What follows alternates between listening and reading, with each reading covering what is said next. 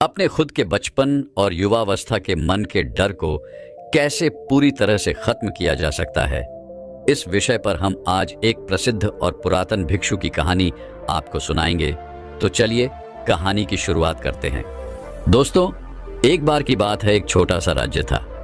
उस राज्य में एक संत रहा करते थे जो बहुत ज्ञानी थे, जिनकी ख्याति दूर दूर तक फैली हुई थी। उनके पास कोई भी कैसी भी समस्या लेकर क्यों ना आए, वो समस्या का समाधान अवश्य करते थे। जब भी वह किसी की समस्या सुनते तो उसमें लीन हो जाते और उसके बाद कुछ देर के लिए वह आंखें बंद करते और समस्या के बारे में अच्छे से सोच विचार करते और उसके बाद उसका समाधान देते। जब भी कोई व्यक्ति उनके पास अपनी समस्या लेकर जाता तो उसकी समस्या को बड़े ही ध्यान से सुनते समझते, अपनी आंखें बंद करते और उस पर सोच विचार करने के बाद वो उसका समाधान दिया करते। ऐसे में कोई भी व्यक्ति उनके बारे में केवल एक ही बात सोचता था, शायद इन साधु के पास कोई ऐसी चमत्कारी शक्तियां हैं जिससे ये समाधान पूछते हैं और उसके बाद हमें वो समाधान बताते हैं। एक बार एक युवक ने उन महाराज से यह पूछ भी लिया, है महाराज, क्या आपके पास ऐसी कोई चमत्कारी शक्तियां हैं जिसके कारण आप हमारी समस्याओं का समाधान करते हैं, या आपके पास ऐसी कोई दिव्य दृष्टि है जिसे आप हमारी समस्याओं का समाधान खोज पाते हैं? उस युवक की आवाज सुनकर वह साधु जोर जोर से हंसने लगे, लेकिन उन्होंने उस युवक की बात का कोई जवाब नहीं दिया। उसके कुछ ही दिनों बाद उस राज्य में एक बड़ी अजीब सी घटना घटी। उस राज्य में एक बुढ़िया औरत रहा करती थी जो अपने पूरे घर में अकेले ही रहती थी। उसका कोई न था। उस राज्य से होकर 4 मित्र अपने घर की ओर जा रहे थे। वे लोग दूसरे नगर में काम करके पैसा इकट्ठा करके अपने गांव की ओर जा रहे थे। यह बात बहुत पुराने जमाने की है, जब यातायात के साधन ना हुआ करते थे, इसलिए वे लोग पैदल ही यात्रा किया करते थे। इसी कारण वे चारों मित्र अपने अपने धन को इकट्ठा करके अपने गांव की ओर प्रस्थान कर रहे थे। उन चारों ने अपना अपना धन एक छोटी सी पोटली में रखा था और उसी पोटली में उन सब की सारी कमाई थी। तभी उन चारों मित्रों में से एक मित्र कहता है, मित्रों, इस तरह से यदि हम अपना धन अलग अलग रखेंगे तो इससे हमारा धन चोरी हो सकता है। क्यों ना हम अपना सारा धन एक ही पोटली में रख दे, जिससे हम सब इस पर ध्यान भी दे सकेंगे और हमारा धन सुरक्षित भी हो जाएगा। और जब हम अपने गांव पहुंच जाएंगे तो हम वहां पर अपना अपना हिस्सा इसमें से ले लेंगे।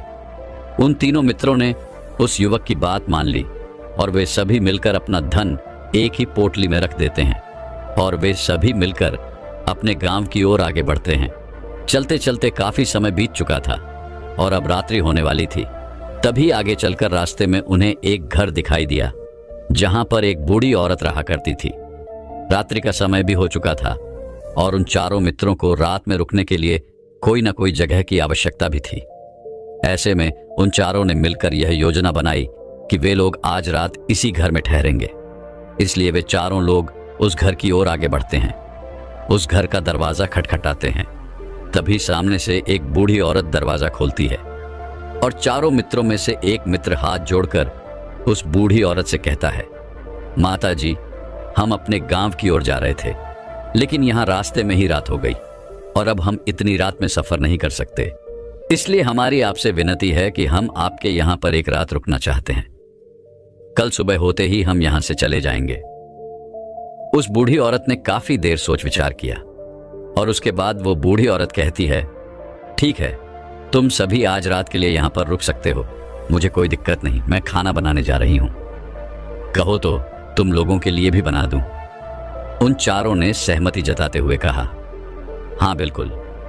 उसके बाद उन चारों मित्रों ने पैसों की पोटली उस बूढ़ी औरत को थमा दी और कहा, माता जी, इस पोटली में हमारे साल भर की कमाई है।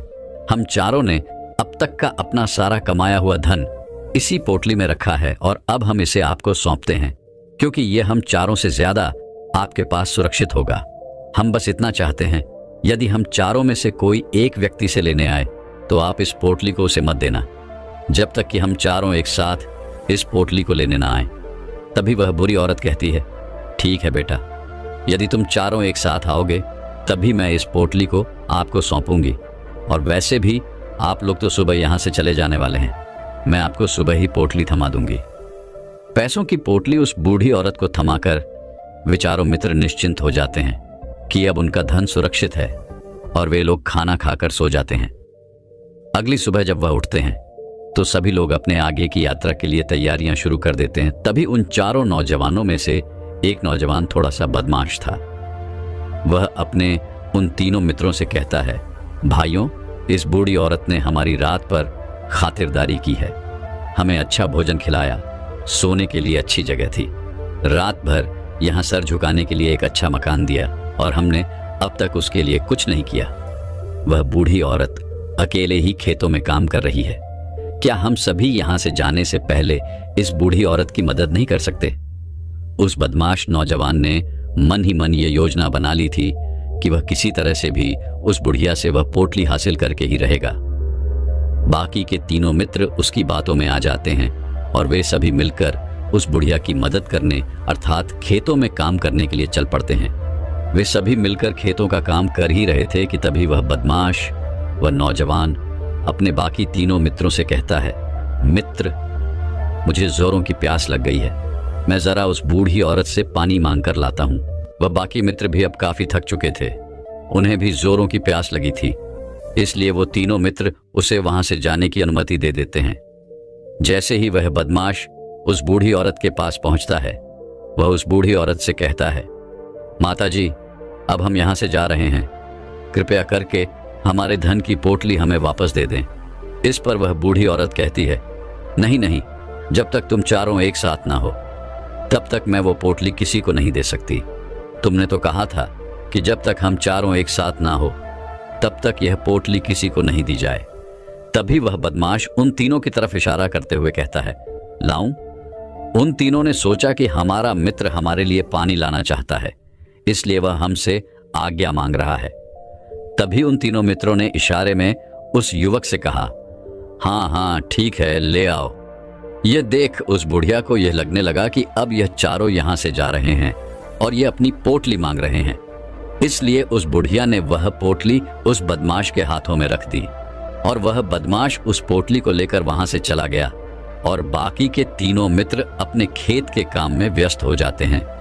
कुछ देर के बाद जब वह तीनों खेत का काम करके वापस लौटते हैं और बुढ़िया से कहते हैं, माता जी, हमारा मित्र जो यहाँ पानी पीने आया था वह कहाँ गया? इस पर वह बुढ़िया कहती है, क्या?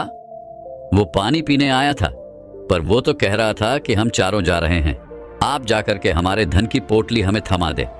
तभी वह तीनों बड़े आश्चर्य होकर उस बुढ़िया से कहते हैं, माता जी, हमने भला कहा वह पोटली मांगी थी, हमें तो प्यास लगी थी और हमने पानी के लिए इशारा किया था। तब यह बूढ़ी औरत उन तीनों से कहती है, पर वह पोटली लेकर जा चुका है। तभी वह तीनों मित्र सिर पकड़कर रोने लगते हैं और कहते हैं, माता जी, उसमें हमारा सारा कमाया हुआ धन था जो वो अकेले लेकर भाग चुका है। हमने तो आपको कहा था कि जब तक हम चारों एक साथ ना आए तब तक आपको वो पोटली किसी को नहीं देनी है, फिर आपने ऐसा क्यों किया? इसमें आप ही की गलती है। हमने आपको उस पोटली की हिफाजत के लिए रखा था और आपने उसे एक ऐसे आदमी के हाथों में दे दिया जिसने हमारा सारा धन हमसे लूट लिया। हम बर्दाश्त नहीं करेंगे, हम राजा के पास जाएंगे और राजा से आपकी शिकायत करेंगे, न्याय की मांग करेंगे। अब तो इस बात का राजा ही फैसला करेंगे। वो तीनों नौजवान क्रोधित होकर राज दरबार में पहुंच जाते हैं और अपनी सारी समस्या उन राजा को बता देते हैं। जब वह राजा उन तीनों नौजवानों की बात ध्यानपूर्वक सुनता है तो वह तुरंत ही उस बुढ़िया को राज दरबार में पेश होने का आदेश देता है। राजा के आदेश पर राजा के सैनिक तुरंत ही उस बूढ़ी औरत को राज दरबार में पेश करते हैं और राजा भरी दरबार में उस बूढ़ी औरत को दोषी करार कर देता है और कहता है, तुम्हें वो पोटली उस अकेले व्यक्ति को नहीं देनी चाहिए थी, जब इन्होंने तुमसे कहा था कि जब तक वो चारों एक साथ उस पोटली को लेने ना आए तब तक तुम्हें वह धन किसी को नहीं देना चाहिए था। इसमें तुम्हारी गलती है और अब तुम्हें इसका हर्जाना भरना होगा, तुम्हें इनका धन लौटाना होगा। राजा का यह आदेश सुनकर बूढ़ी औरत फूट फूट कर रोने लगती है और राजा से मदद की गुहार लगाती है और कहती है राजन, मैं तो एक बूढ़ी सी औरत हूं और मेरे पास इतना धन नहीं है और ना ही मेरे घर में कोई ऐसा है जो धन कमाता हो। मेरे पास इतना धन नहीं कि मैं इनका धन लौटा सकूं। मैं तो अकेली हूं मैं बेसहारा हूं, कृपा करके मुझ पर रहम करे। लेकिन वह राजा उस बूढ़ी औरत की एक नहीं सुनता। वह राजा बुढ़िया को थोड़े दिनों में उन युवकों का धन लौटने के लिए समय देता है। अब वह बूढ़ी औरत रोते हुए अपने घर की ओर जा रही थी। यह सोच रही थी कि आखिर मैं इतना धन कहां से लाऊंगी, कैसे मैं उन लोगों का यह धन उन्हें लौटाऊंगी। मेरे पास इतना धन नहीं है, मैं क्या करूं, कैसे करूं, कहां से लाऊं इतना धन। यदि मैंने उनका धन नहीं लौटाया तो मुझे राजा मार डालेगा। वैसे भी मेरी ही गलती है। जब उन चारों ने मिलकर मुझसे यह कहा था कि जब तक हम चारों एक साथ ना आए तब तक वो पोटली किसी को नहीं थमानी है, फिर भी मैंने वो पोटली केवल उस एक व्यक्ति को थमा दी। इसमें गलती तो मेरी ही है। रोते रोते ये सारी बातें सोचते हुए वह अपने घर की ओर जा रही थी। तभी रास्ते में उस बूढ़ी औरत को वही संत मिले जो उस नगर में किसी भी समस्या का समाधान बड़ी सरलता और सहजता से करते थे। उन्होंने उस बूढ़ी औरत से कहा, क्या बात है बेटी, क्यों रो रही हो? इस पर वह बूढ़ी औरत उस संत को सब कुछ सच सच बता देती है और कहती है महाराज, इसमें गलती तो मेरी ही है। उन चारों ने तो पहले ही कहा था जब तक वे चारों एक साथ ना आए तब तक वो पोटली मुझे किसी को नहीं देनी। लेकिन मेरी ही मत मारी गई थी जो मैंने वो पोटली केवल एक व्यक्ति को थमा दी और वह उनका सारा धन लेकर वहां से भाग गया। लेकिन अब मुझे यह समझ नहीं आ रहा कि मैं वह सारा धन कहां से लाऊं, कैसे जुटाऊं। मेरे पास इतना धन नहीं है और राजा ने तो आदेश भी दे दिया है कि मुझे उनका धन लौटाना ही पड़ेगा। लेकिन मैं ये समझ नहीं पा रही कि इतना सारा धन मैं कहां से लाऊंगी। तभी वह संत उस बूढ़ी औरत से कहते हैं, शांत हो जाओ, मैं कोई ना कोई रास्ता जरूर निकाल लूंगा। इतना कहकर वह संत वहीं पर बैठ जाते हैं, ध्यान करने लगते हैं। कुछ देर के लिए आंखें बंद कर वह सोचते हैं, विचार करते हैं। मौन रहकर वह समस्या का समाधान निकालते हैं और इसके बाद वो उस बूढ़ी औरत से कहते हैं, बेटी, राजा ने जो फैसला किया है वो बिल्कुल गलत है। आपने जो किया इसमें आपकी कोई गलती नहीं है, राजा का फैसला गलत है। उन संत के इतना कहने पर वह बूढ़ी औरत चुप हो गई और यह सोचने लगी कि आखिर राजा का फैसला कैसे गलत हो सकता है। राजा तो सभी के लिए न्याय ही करते हैं और वह कभी किसी का बुरा नहीं करते। फिर आखिर आज राजा का फैसला कैसे गलत हो गया? वह संत और इस बुढ़िया की बातें आसपास के खड़े लोग, सभी लोग सुन रहे थे और वे लोग भी बड़े अचज में थे। क्या राजा का फैसला कैसे गलत हो सकता है? राजा ने तो बिल्कुल सही फैसला लिया है। इस बूढ़ी औरतें ही गलती की हैं। उन चारों का धन केवल एक ही को थमा दिया। ऐसे में इस बुढ़िया को उनका धन तो लौटाना ही चाहिए। राजा ने गलत फैसला कहां किया है? तभी वह संत उस बूढ़ी औरत से कहते हैं, जाओ और राज दरबार में कह दो कि है राजन, आपका फैसला गलत है। और सही क्या है, गलत क्या है, इसका फैसला मैं करूंगा। पहले तो वो बूढ़ी औरत इतनी हिम्मत ही नहीं जुटा पा रही थी कि वो राज दरबार में जाकर भरे राज दरबार में राजा को यह कह सके कि राजन, आपका फैसला गलत है। लेकिन जैसे तैसे उसने हिम्मत जुटाई और वह वापस राज दरबार लौटी। उसने डरते हुए भरे राज दरबार में राजा से बड़ी थराती आवाज में कहा, है राजन, आपने जो फैसला किया है वो फैसला गलत है। इतना कहकर उसने राजा को सारी बातें सच सच बता दी। उस बूढ़ी औरत की बात सुनकर राजा बहुत क्रोधित हुआ। राजा ने उस बूढ़ी औरत से कहा, कौन है वह संत जिसने मेरे फैसले को गलत बताया है? क्या उन्हें नहीं लगता कि मैंने सही निर्णय लिया है? मैं हर रोज कई निर्णय लेता हूं, कई फैसले करता हूं, लेकिन आज तक कभी किसी ने मुझसे यह नहीं कहा कि मेरा फैसला गलत है। यदि उन संत ने मुझसे सही फैसला न सुनाया तो उन्हें फांसी की सजा दे दूंगा। यह बात पूरे नगर में फैल गई। सभी लोग यह जानने के लिए हैरान थे कि आखिर वह साधु ऐसा कौन सा फैसला सुनाने वाले हैं जो राजा से भी उचित होगा, जिसमें सबके लिए न्याय होगा। राजा ने अपने सैनिकों को तुरंत ही आदेश दिया कि जाओ और उस संत को राज दरबार में लाओ। राजा की आज्ञा के अनुसार वे सैनिक तुरंत ही उन संत को लेने के लिए निकल पड़े। वे लोग कुछ ही देर बाद उन संत को लेकर राज दरबार पहुंचे। राज दरबार में सभी लोग उपस्थित थे और सभी लोग संसद के फैसले का इंतजार कर रहे थे। उन संत को देखकर राजा कहता है, महाराज, आपको ऐसा क्यों लगता है कि हमने जो फैसला किया है वह गलत है? इस बुढ़िया ने यह वादा किया था कि वह चारों लोगों को एक साथ ही वह पोटली थमा देगी। फिर आखिर इसने अपना वादा क्यों तोड़ा? इसने यह गलती क्यों की? इसने केवल एक ही को वह पोटली थमा दी और वह उनका सारा धन लेकर यहां से भाग गया। तो क्या इसमें इसकी गलती नहीं है? क्या इसे इनका धन नहीं लौट आना चाहिए? इस पर वह संत बड़ी विनम्रता से राजा से कहते हैं, है राजन, यह आपका फैसला था, लेकिन मैं आपसे कुछ कहना चाहता हूं। इस पर राजा कहता है, ठीक है, कहिए आप क्या कहना चाहते हैं। इस पर वह साधु बड़ी विनम्रता से राजा से कहता है राजन, जैसा कि वादा किया गया था कि पोटली एक साथ उन चारों को ही दी जाएगी, तो अभी तो यह केवल 3 है, चौथा कहाँ है? तो इनसे कहिए कि ये लोग यहां से वापस जाएं और अपने उस चौथे मित्र को यहां लेकर आए, तभी इनका धन वापस किया जाएगा। और वादा भी ऐसा ही किया गया था कि जब तक चारों लोग एक साथ ना हो तब तक उनका पोटला उन्हें नहीं लौटाया जाएगा। और यदि यह बूढ़ी औरत इन तीनों को धन लौटा देती है तो यह बूढ़ी औरत अपना वादा तोड़ देगी, और यह सही नहीं है। इसीलिए यदि आप चाहते हैं कि इनका धन लौटाया जाए तो पहले इनसे कहिए कि ये लोग जाएं और अपने उस चौथे मित्र को यहां पर वापस ले आए। उस राज दरबार में हर कोई इस बात को सुनकर बहुत खुश हुआ। सभी ने उन संत की बहुत तारीफ की। राजा भी उन संत के इस फैसले से पूरी तरह से सहमत था।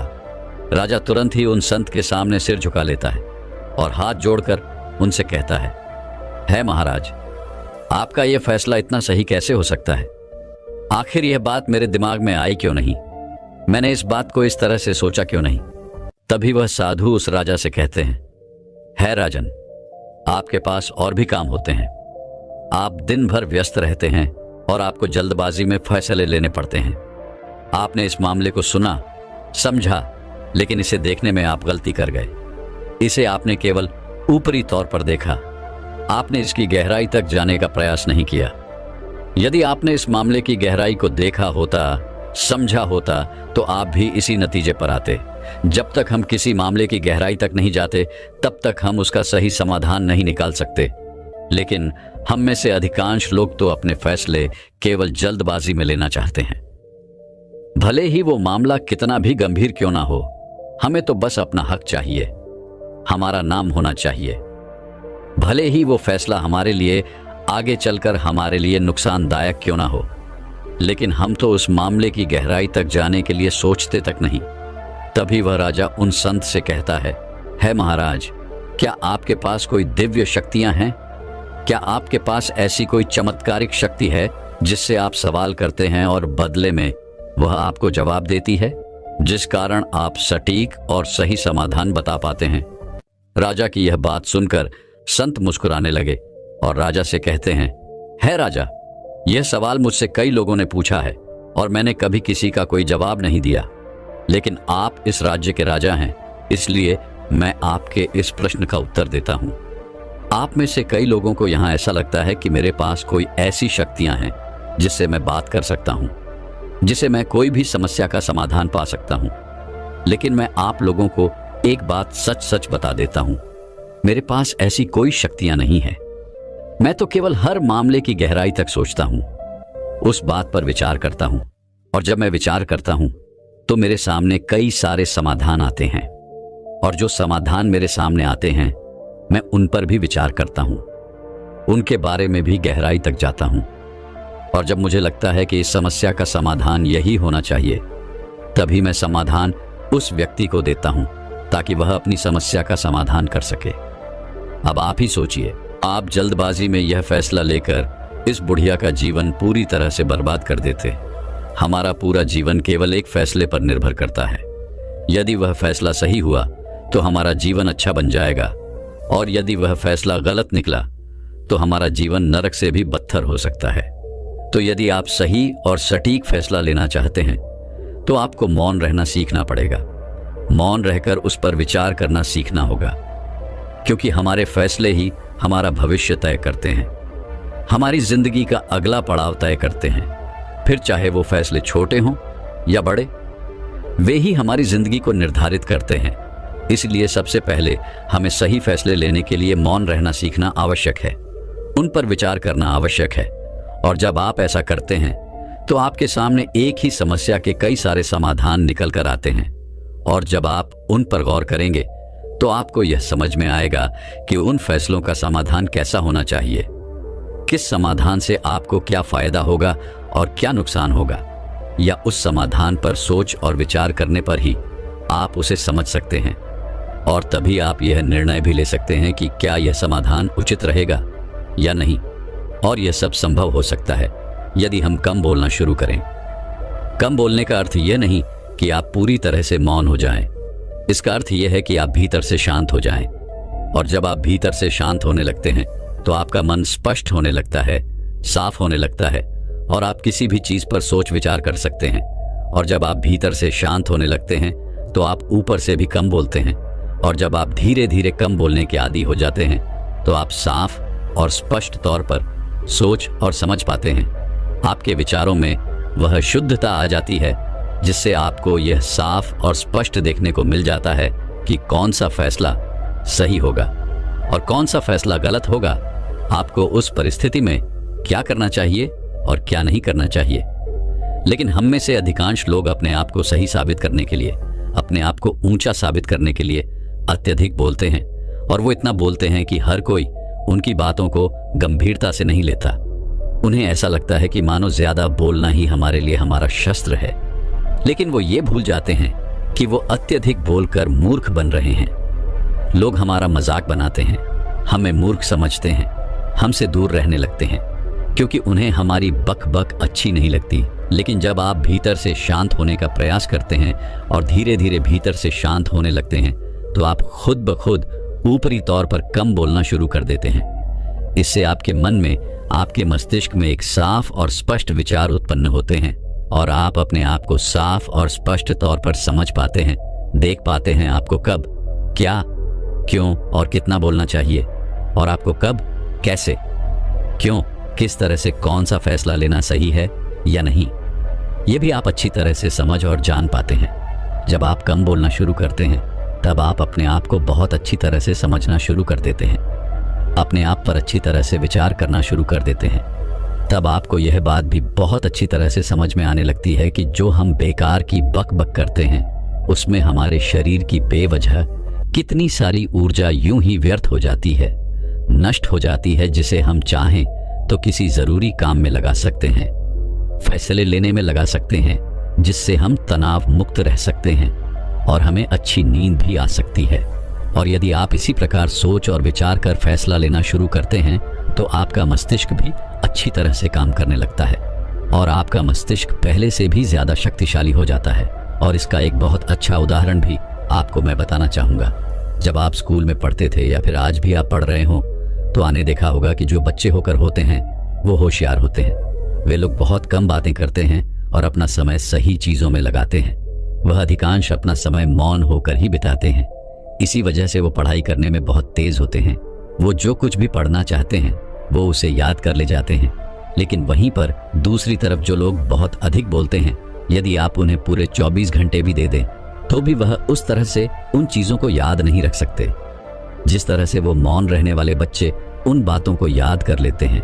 और महान चाणक्य ने भी यही कहा है कि जो व्यक्ति यह समझ जाता है कि उसे कब, कहां और कितना बोलना चाहिए, उस व्यक्ति को सफल होने से कोई नहीं रोक सकता। और आप इतिहास उठाकर देख सकते हैं, आज तक जो भी लोग महान हैं, जो लोग भी सक्सेसफुल बने हैं, उन लोगों की आदत बहुत कम बोलने की है। उनका पूरा ध्यान केवल अपने लक्ष्य पर होता है और अपना पूरा समय वो अपने लक्ष्य को पाने में ही लगा देते हैं। इसलिए आपको भी यह आदत अपने जीवन में उतारनी चाहिए। और कम बोलने का अर्थ यह नहीं कि आप ऊपर से कम बोलें, बल्कि आप भीतर से कम बोलिए, भीतर से शांत रहिए। यदि आप रोज इसका अभ्यास करते हैं तो केवल कुछ दिनों में ही इससे होने वाले लाभ आपको आपके सामने नजर आने लगेंगे। तो दर्शकों, चलिए अब अगली डर को पूरी तरह से खत्म करने के ऊपर एक प्रसिद्ध कहानी की शुरुआत करते हैं। दोस्तों, जब से हम पैदा होते हैं, बचपन काल से ही हमारे मन में न जाने कैसे कैसे डर भर दिए जाते हैं और ये डर कभी भी हमारा पीछा नहीं छोड़ते। इन डर के साथ हम अपना पूरा जीवन यूं ही व्यतीत कर देते हैं और कभी भी इस डर का सामना करने की कोशिश नहीं करते। और जैसे जैसे समय बीतता जाता है, हम युवा होने लगते हैं, वैसे वैसे ये डर हमारे मन पर और भी ज्यादा हावी होने लगता है, क्योंकि जैसे जैसे हम बड़े होते हैं हमारे ऊपर अनेकों जिम्मेदारियां बढ़ जाती हैं। और जब हम इन जिम्मेदारियों का सामना करने लग जाते हैं तो हमारे अंदर इतनी हिम्मत नहीं होती कि हम अपने उस डर का सामना कर सके, और ये डर हमारे मन में यूं ही पनपता रहता है और हमें जीवन भर यूं ही सताता रहता है। ये डर कुछ भी हो सकता है।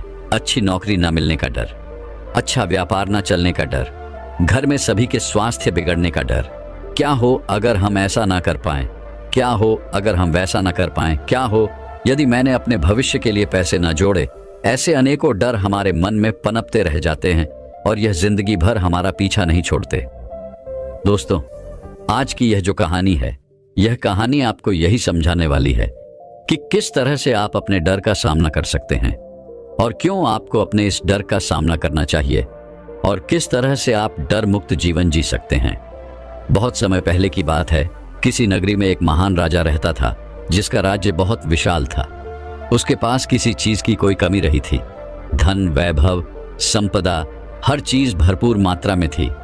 उस राजा के पास वो हर सुख सुविधाएं थी जो उसे चाहिए थी, लेकिन फिर भी उस राजा के मन में एक अजीब सा डर था, क्योंकि उसके आस पड़ोस के राज्यों ने अपनी सेना की संख्या को बढ़ा दिया था और उसे अब यह डर सता रहा था कि कहीं वह हम पर आक्रमण न कर दे। यदि ऐसा हुआ तो मेरा राज्य बिखर जाएगा, मेरी प्रजा बेघर हो जाएगी, न जाने कितनों को अपनी जान गंवानी पड़ेगी। ये सारा भय उसके मन में कुछ इस तरह से घर कर गया था कि उसे एक पल के लिए चैन नहीं था। उसे रात भर नींद नहीं आती थी। वह इसी चिंता में लगा रहता था कि कैसे इस डर से मुक्त हुआ जाए, कैसे इस समस्या का हल निकाला जाए। एक दिन उसने अपने महल में बड़े बड़े विद्वानों को बुलाया और उनसे अपनी समस्या का हल पूछा। सभी विद्वानों ने राजा की समस्या को बड़े ही ध्यान से सुना और फिर काफी सोच विचार करने के बाद उन विद्वानों ने राजा को अलग अलग तरीके की तरकीबें बतानी शुरू कर दी। कोई कहता कि राजन, आप भी अपनी सेना को और बढ़ा दीजिए, तो कोई कहता कि आप उन शत्रुओं से मित्रता कर लो जिससे हमला करने का खतरा टल जाएगा, या फिर आप खुद जाकर के उनसे मिले और उनके सामने शांति का प्रस्ताव रखें। लेकिन राजा को उन सभी विद्वानों की तरह तरह की तरकीबें पसंद नहीं आई, जिस कारण राजा और भी ज्यादा चिंतित हो गया, क्योंकि उसे इस समस्या का कोई सटीक समाधान नहीं मिल रहा था और वह इस चिंता में और भी ज्यादा डूब गया था। राजा को अपने इस डर का कोई समाधान नहीं मिल रहा था। राजा को यह समझ नहीं आ रहा था कि अब वो क्या करे, किस तरह से अपने राज्य को पड़ोसी राज्यों के हमले से बचा सके। राजा बहुत कोशिश कर रहा था कि वह इस समस्या का समाधान निकाल सके, लेकिन फिर भी उसे कोई समाधान नहीं सूझ रहा था। एक दिन राजा बहुत चिंतित था और वह इस चिंता में इस कदर डूबा हुआ था कि उसके आसपास क्या हो रहा है उसे यह भी पता नहीं चल रहा था। तभी वहां पर उस राज्य का मंत्री आया। उसने राजा से कहा, हे राजन, हम अपने राज्य को पड़ोसी राज्य के हमले से बचा सकते हैं। राजा ने जैसे ही यह बात सुनी, राजा का मन प्रसन्न हो उठा। राजा ने अपने मंत्री से कहा, बताओ किस तरह से हम अपने राज्य को पड़ोसी राज्य के हमले से बचा सकते हैं। इस पर वह मंत्री कहता है, हे राजन, हमारा यह राज्य बहुत ही छोटा है। यदि हमने सेना को बढ़ा भी दिया तब भी हम उनका मुकाबला नहीं कर सकते और ना ही हमारे पास उनसे मित्रता करने का कोई भी अवसर है, क्योंकि वह जानते हैं कि हमारा राज्य बहुत ही छोटा है। वह जब चाहें हमला करके हमारे राज्य को जीत सकते हैं। इसीलिए वह हमारे शांति का प्रस्ताव भी ठुकरा देंगे। इसलिए हमारे पास अब केवल एक ही विकल्प बचा हुआ है। इस पर वह राजा बड़ा ही उत्तेजित होकर कहता है, मंत्री जी, बताइए वह क्या उपाय है जिससे हम पड़ोसी राज्य के हमले से अपने राज्य को बचा सकते हैं। इस पर मंत्री कहता है, हे राजन, हमारा राज्य बहुत ही छोटा है और हम अगर चाहें तो राज्य के चारों ओर एक बड़ी सी दीवार खड़ी कर सकते हैं और आपके महल को चारों ओर एक लोहे की दीवार से बंद कर सकते हैं। और यह दीवार इतनी मोटी होनी चाहिए कि कोई भी आक्रमण इसे भेद न पाए। और इस लोहे की दीवार में केवल एक ही गुप्त मार्ग होगा जिसके बारे में केवल आपको पता होगा और आप ही इस गुप्त मार्ग का इस्तेमाल कर सकेंगे। और यह गुप्त मार्ग जमीन के नीचे से होता हुआ कि एक सुरंग से आपको दूसरे राज्य में आसानी से पहुंचा देगा। और इस सुरंग के बारे में केवल इस राज्य के केवल कुछ खास लोगों को ही पता होना चाहिए, कुछ ऐसे भरोसेमंद लोग जिन पर आप भरोसा करते हो। राजा को मंत्री की बात लग जाती है, इसलिए वह अपने सैनिकों को राज्य के चारों ओर एक बड़ी सी दीवार खड़ी करने का आदेश देता है। और यह दीवार इतनी मोटी होनी चाहिए कि इसे भेदा ना जा सके। कुछ ही महीनों में यह दीवार बनकर तैयार हो जाती है और जैसे ही यह दीवार तैयार होती है, राजा खुशी के मारे झूम उठता है। उसकी खुशी का कोई ठिकाना नहीं रहता। वह सोचता है कि अब तो मेरा पूरा राज्य सही सलामत है, पूरी तरह से सुरक्षित है और अब इस पर किसी भी आक्रमण का कोई असर नहीं होने वाला। वह अपने आप को बहुत ही सुरक्षित महसूस कर रहा था। वह अब यह सोचने लग गया था कि अब किसी भी आक्रमण से उसे कोई खतरा नहीं है और इसकी तसल्ली करने के लिए वो एक बार फिर से सभी विद्वानों को महल में बुलाता है। सभी विद्वान राजा के आदेश पर महल में एक निश्चित समय पर पहुंच जाते हैं। तभी राजा उन सभी विद्वानों से कहता है, बताओ, क्या अब मेरी जान को कोई खतरा है? क्या अब मेरे राज्य को किसी के आक्रमण से डरने की आवश्यकता है? इस पर अधिकांश विद्वान यही कहते हैं कि हे राजन, अब तो आप पूरी तरह से सुरक्षित हैं। अपने महल के चारों ओर जो दीवार खड़ी करवाई है उसे भेदा नहीं जा सकता, इसलिए आप पूरी तरह से सुरक्षित हैं और आपका राज्य भी पूरी तरह से सुरक्षित है। लेकिन उन सभी विद्वानों में से एक विद्वान खामोश खड़ा था। राजा की नजर उस विद्वान पर पड़ी। राजा ने उस विद्वान से कहा, आप क्यों खामोश हैं? क्या आपको अभी भी संदेह है कि हमारे राज्य पर आक्रमण किया जा सकता है और इस दीवार को भेदा जा सकता है?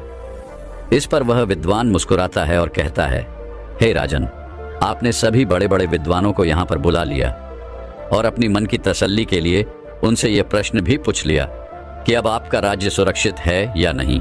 और इन सभी विद्वानों ने आपको यह तसल्ली भी दे दी कि अब आपका राज्य पूरी तरह से सुरक्षित है। लेकिन अभी भी एक महान व्यक्ति ऐसा है जिससे आपने अभी तक कोई राय नहीं ली है, और वह है महात्मा बुद्ध, जो हमारे राज्य में पिछले 2 दिनों से आए हुए हैं। वह अपने भिक्षुओं के साथ हमारे राज्य के पास ही वाले वन में रुके हुए हैं। यदि आपकी आज्ञा हो तो मैं उन्हें निमंत्रण देना चाहूंगा। यदि आपकी आज्ञा हो तो इस पर वह राजा कहता है, यदि वह इतने बड़े ज्ञानी हैं, इतने बड़े विद्वान हैं, तो उन्हें अवश्य ही निमंत्रण दे दो। मैं उनसे अवश्य ही मिलना चाहूंगा और उनसे भी यह जानना चाहूंगा कि क्या अभी भी कोई ऐसा और रास्ता बचा हुआ है जिससे मेरी जान को खतरा हो सकता है।